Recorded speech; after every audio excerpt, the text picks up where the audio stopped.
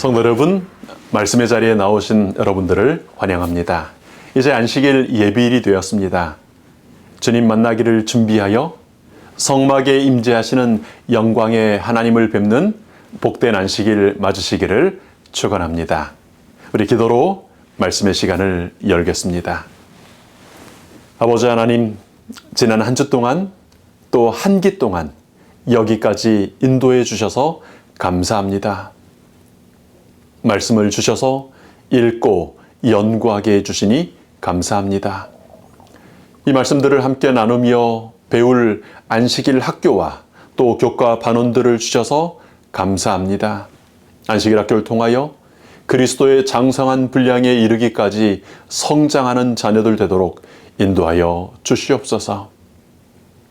성령 하나님, 이 시간 저희의 교사가 되시며 인도자가 되어 주시옵소서. 예수님 이름으로 기도합니다. 아멘. 한 과를 마무리하고 특별히 한 길을 마무리하는 말씀으로 주어진 우리 교과의 글을 함께 읽도록 하겠습니다. 성소 건축보다 하나님의 구속하시는 역사, 곧 이스라엘을 애굽의 노예 생활에서 건지시는 일이 먼저 있었다. 그 다음에 하나님께서 당신의 백성과 영원한 언약 관계를 맺으려는 의지를 보이셨다. 그분은 그들의 하나님이 되시고 그들은 그분의 백성이 될 것이었다. 여러분, 똑같은 일을 하는데요, 순서가 바뀌면 모든 것이 달라집니다. 여러분, 거래 관계에 있는 사장님은 먼저 일하고 자격이 있을 때 쉬라고 합니다. 1년을 일해야 휴가를 준다고 하죠. 그런데 사랑의 관계에 있는 어머니는 먼저 쉬고 힘나면 일하라고 하십니다.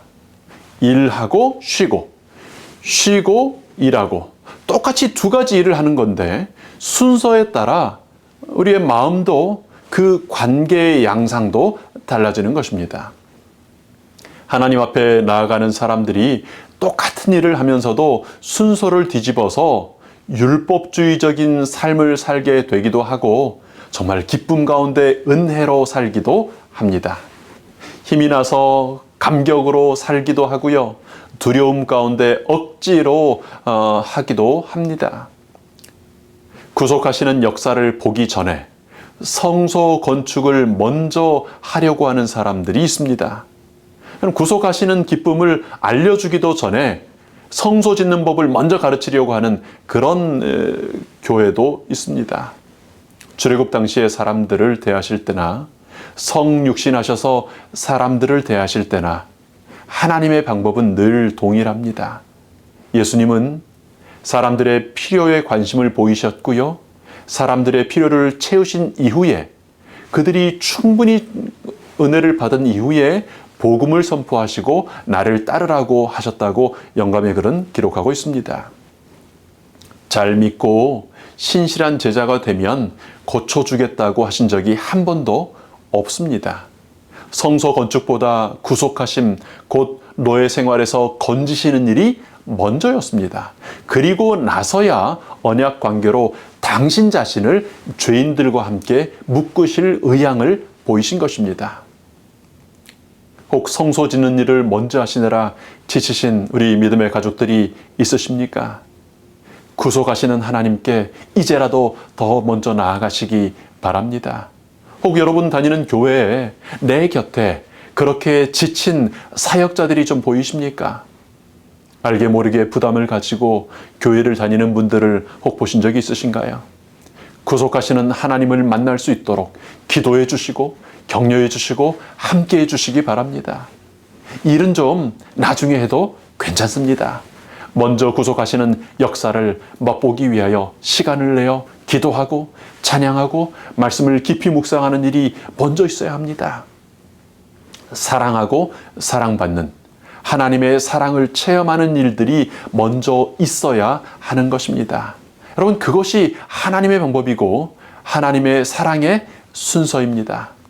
우리 교회가 거래로 이루어지는 장소, 강도의 굴혈이라고 장사하는 곳이라고 예수님 선언하셨던 그런 곳이 아니라 순서를 잘 기억하여 먼저 사랑하는, 먼저 구원을 경험하는 그런 기도의 집이 되기를 바랍니다. 네, 여러분, 어떻게 하나님의 구속을 경험하게 됩니까? 어떻게 노예 생활에서 건지시는 것을 경험할 수 있을까요?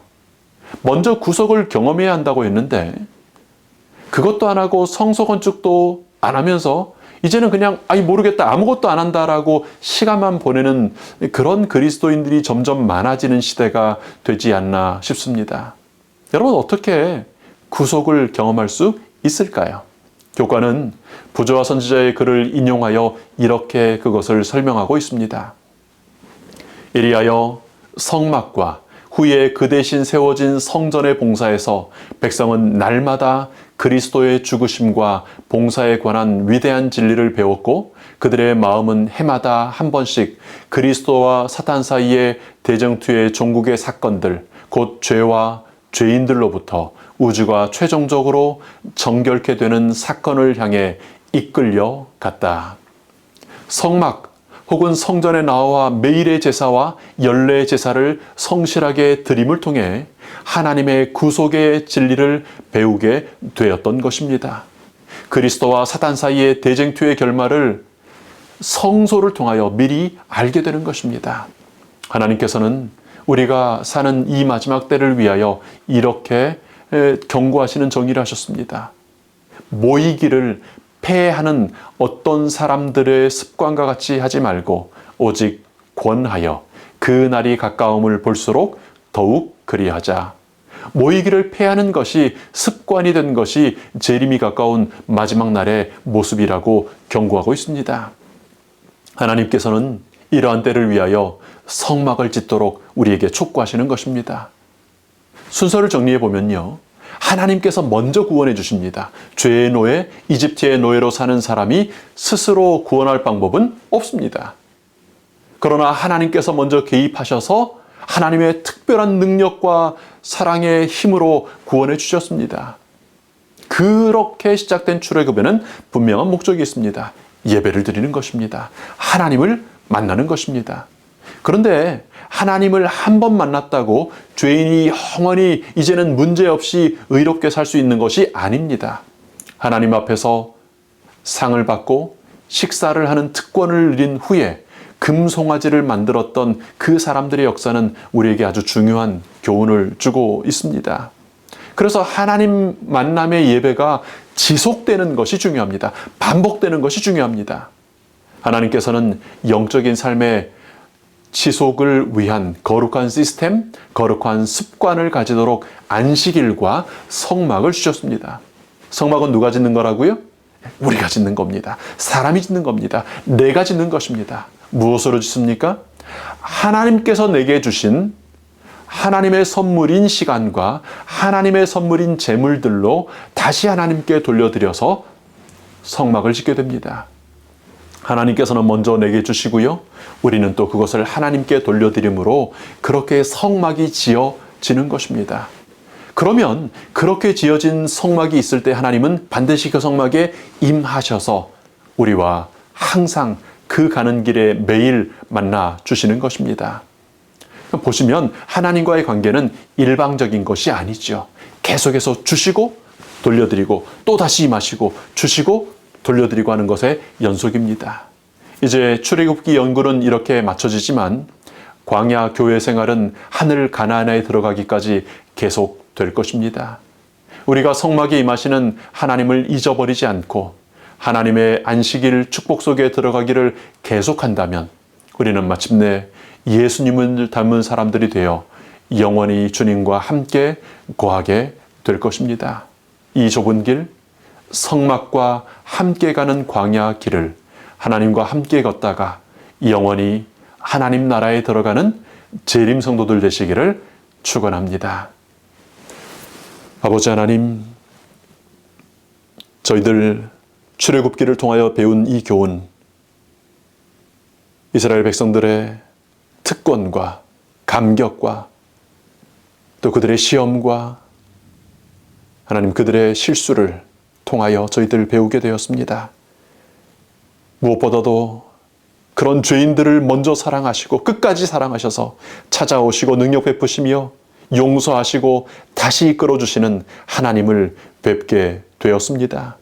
시내산에서 죄인 모세를 만나시고 70인의 장로들을 만나시고 뿐만 아니라 너희 가운데 거할 성소를 지으라고 하신 그 성막을 통하여 모든 백성들 한 사람 한 사람을 만나주시는 하나님을 뵙게 되었습니다. 하나님, 저희도 매일의 삶을 통하여 하나님 만나 뵙기를 원합니다. 그렇게 구름 기둥을 보며 불 기둥의 인도를 따라 하늘 가나안에 가는 이 광야교회의 길, 좁은 길 걷기를 원합니다. 하나님, 저희들 이끌어 주시옵소서. 감사하신 예수님 이름으로 기도합니다. 아멘.